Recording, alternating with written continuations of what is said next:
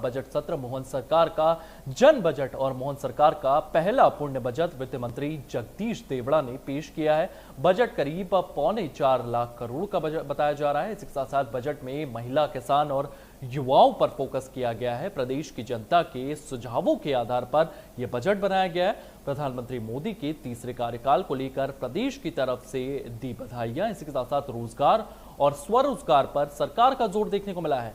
Budget में 16% की वृद्धि की गई है। वहीं गुणवत्तापूर्ण बिजली देने का काम किया गया है। केंद्र में लगभग तमाम जो चीजें हैं वो इस बजट में अलॉट कर दी गई है। इसके साथ साथ विकास हमारी सरकार का लक्ष्य है और लगातार हम इसको लेकर के परियोजनाओं में राशि जो है उसमें भी बढ़ोतरी की गई है। ओमकारेश्वर में 100 मेगावाट का सोलर प्लांट लगाया जाएगा। कृषि को लाभ का क्षेत्र बनाने की योजना रखी गई है। इसके साथ साथ एक्सप्रेसवे और हाईवे का रिकॉर्ड काम हुआ है। 5 करोड़ से अधिक को फ्री में खाद्यान्न मिला है। इसके साथ साथ 48 लाख हेक्टेयर अतिरिक्त क्षेत्र सिंचित किया गया है। वहीं पशुपालन की अगर बात करें तो पशुपालकों के लिए बजट में 76% बढ़ा दिया गया है। किसानों को 0% ब्याज देना होगा। इसके साथ साथ ऊर्जा सेक्टर की प्राथमिकता जनता पर कोई नया टैक्स नहीं लगाया गया है। और इन तमाम चीजों को लेकर के हमारे सहयोगी वैभव हमारे साथ मौजूद हैं। वैभव, बजट को लेकर के क्या कुछ चीज सामने आ रही है? किन सेक्टरों में बजट में छूट दी गई है? इसके साथ साथ किनको ज्यादा फायदा देखते हुए मिल रहा है?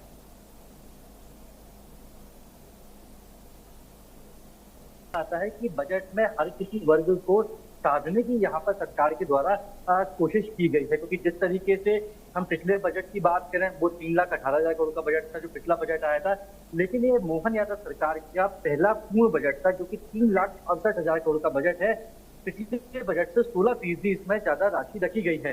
देखो, मध्य प्रदेश में लगातार कर्ज बढ़ता जा रहा है। वही जो वित्त मंत्री हैं जगदीश देवड़ा, उन्होंने कोशिश की है कि जो सभी विभाग हैं उसको समान रूप से राशि का वितरण किया जा सके। जैसे ऊर्जा विभाग की बात करते हैं तो 19,000 रुपए की राशि रखी गई है ऊर्जा विभाग को आगे बढ़ाने के लिए, क्योंकि जिस तरीके से मध्य प्रदेश में कई सारी योजनाएं संचालित हो रही है ऊर्जा को लेकर। जैसे शिक्षा की बात करें तो बजट 20,000 का बजट रखा गया है। स्वास्थ्य की बात करें 18,000 करोड़ का बजट रखा गया है। इसके साथ ही जो PM3 योजना चल रही है ई बस की, मध्य प्रदेश में 522 नई ई बस चलाई जाएंगी।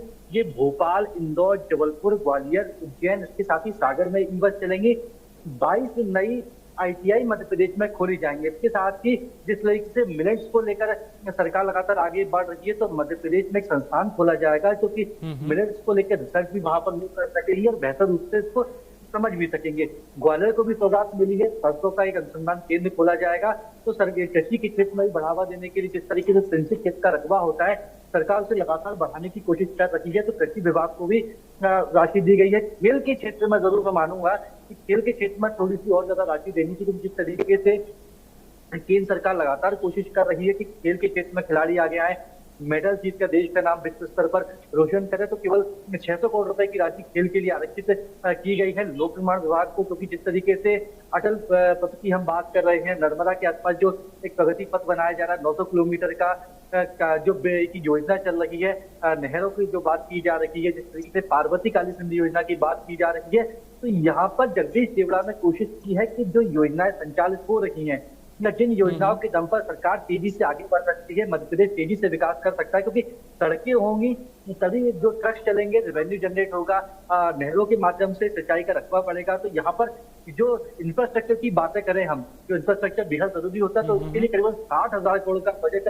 अलोकेट करने की कोशिश यहाँ पर वित्त मंत्री जगदीश देवड़ा ने की है, ताकि जो प्रोग्रेस वे बन रहे हैं, जो नहर को लेकर परियोजना बनाई गई है वो ठीक तरीके से संचालित हो सके।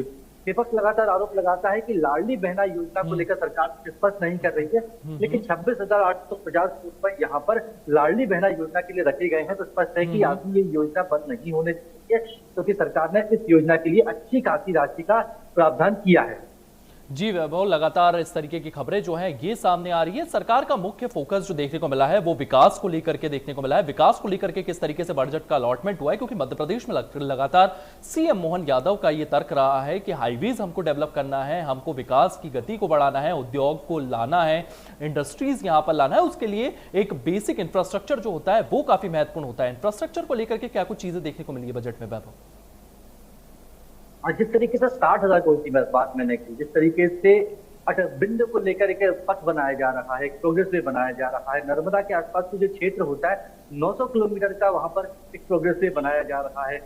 जिस तरीके से पार्वती काली सिंध जो योजना मध्य प्रदेश में चल रही है, जिससे राजस्थान को भी फायदा होगा, मध्य प्रदेश को भी फायदा होगा, क्योंकि बेहतर सड़कें होंगी, बेहतर प्रोग्रेस वे होंगे, तो उसके माध्यम से रेवेन्यू जो जनरेट होता है वो ज्यादा होता है। क्योंकि मध्य प्रदेश में कुछ इसी तरह की कवायद करने की कोशिश, ताकि ठीक तरीके से प्रोग्रेस वे हो और मध्य प्रदेश दिल्ली और मुंबई से बेहतर रूप से कनेक्टेड हो सके, और ताकि कम से कम समय यहाँ पर लगे। तो जगदीश देवड़ा ने ये कोशिश की है कि इंफ्रास्ट्रक्चर पर उन्होंने ज्यादा ध्यान दिया है। लाडली बहना योजना के लिए 20,000 करोड़ का प्रावधान किया, ऊर्जा के लिए 19,000 करोड़ का प्रावधान किया है। स्वास्थ्य के क्षेत्र में स्कूल शिक्षा, जिस तरीके से स्कूल चले, हम फिर से अभियान जो शुरुआत की गई है, तो मध्य प्रदेश के जो स्कूल है, जो सरकारी स्कूल है, उनमें बुनियादी सुविधाएं है। क्योंकि कई बार हमने देखा है कि पेड़ के नीचे छात्र पढ़ते हुए नजर आते हैं, तो इस तरह की तस्वीरें आगे देखने को ना मिले। क्योंकि जब अपना बजट भाषण पढ़ रहे थे वित्त मंत्री जगदीश देवड़ा, तो उन्होंने 2003 और 2004 का जिक्र किया। तब मध्य प्रदेश की प्रति कैपिटल जो इनकम थी करीबन 11,000 रुपए थी। तो वर्तमान की बात करें, कल जिस तरीके से आर्थिक सर्वेक्षण आया है, उसमें मध्य प्रदेश की जो प्रति व्यक्ति आय है वो 1,42,000 रुपए तक पहुंच गई है। तो जी, आप लगातार इस मुद्दे पर बने रहिए। बजट पेश कर दिया गया है, तमाम चीजों के लिए बजट अलॉटमेंट किया गया है। इसी के साथ साथ राज्यसभा में पीएम मोदी क्या कुछ कह रहे हैं, पहले आपको ये सुनाते हैं।